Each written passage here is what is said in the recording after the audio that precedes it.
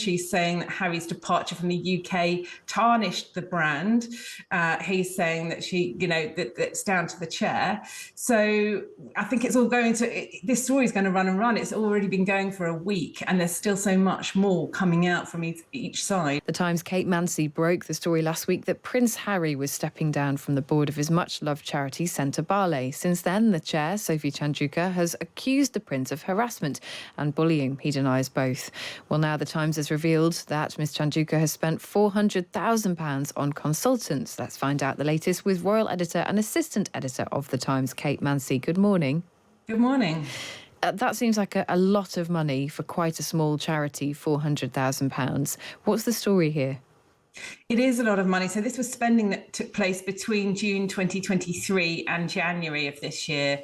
And she's racked up more than £400,000 of expenditure on all sorts of consultants, people who were supposed to be putting them in touch, the charity in touch with US philanthropists, £185,000 to this one company that organised a very glamorous dinner at the Ritz-Carlton on Miami's South Beach, which was supposed to be an opportunity to meet new donors. There's website consultants on the list who received money. There's even money to a man called Ian Rawlinson, who has now become a trustee after the entire board walked out in disagreement with the chair.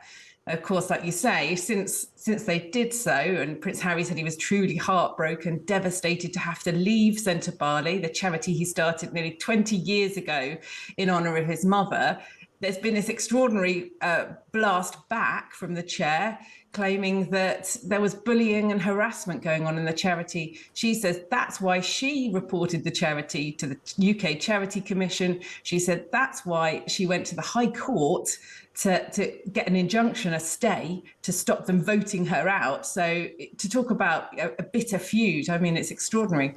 And Kate, a lot of people listening to this will think, OK, you know, we might have views on Prince Harry. Lots of people do. I'm sure lots of people now hearing the amount of money that's been spent by Sophie Chanduka will think, that doesn't feel quite right.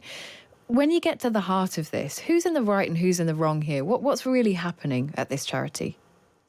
Well, it's a really good question. I mean, there's claim and counterclaim all over the place with this one. But £400,000 is an awful lot of money in anybody's book, but certainly for a charity that's only really bringing in about 1 million or 1.5 million a year at best. So this is a good chunk of cash. And had that worked, that gamble worked to bring in donors, perhaps we wouldn't be having this conversation. But in consort, all the trustees and Prince Harry and his co-founder, Prince Seeiso from Lesotho, the country in Southern Africa where the charity was set up to help, have all walked out. There seems to be kind of differences of opinion of what the charity's for and how the money should be raised. They wanted to broaden it out from just being Prince Harry's fundraising, once a year big polo match for lots of white people to go and spend lots of money.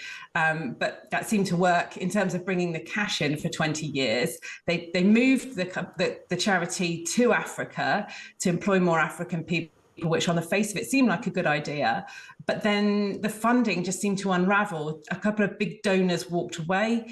There's differences of opinion as to why that happened. She's saying that Harry's departure from the UK tarnished the brand. He's saying that that's down to the chair. So I think it's all going to, this story is going to run and run. It's already been going for a week, and there's still so much more coming out from each side. Well, we'll come back to you, Kate, when it does inevitably unravel even further. Really appreciate your time this morning. Thank you.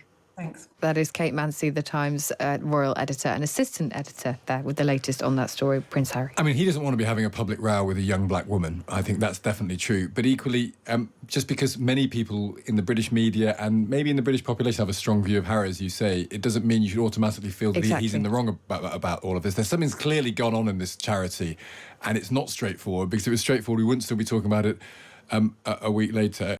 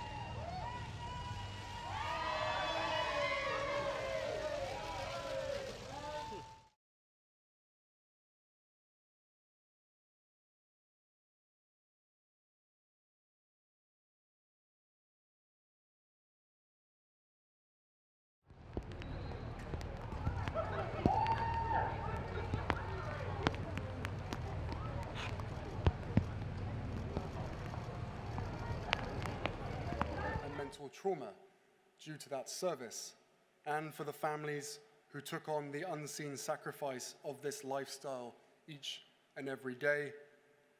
These games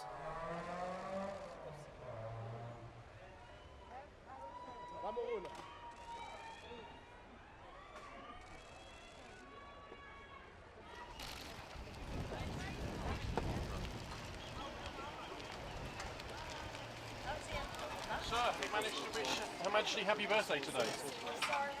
How do you feel about the reaction you're in?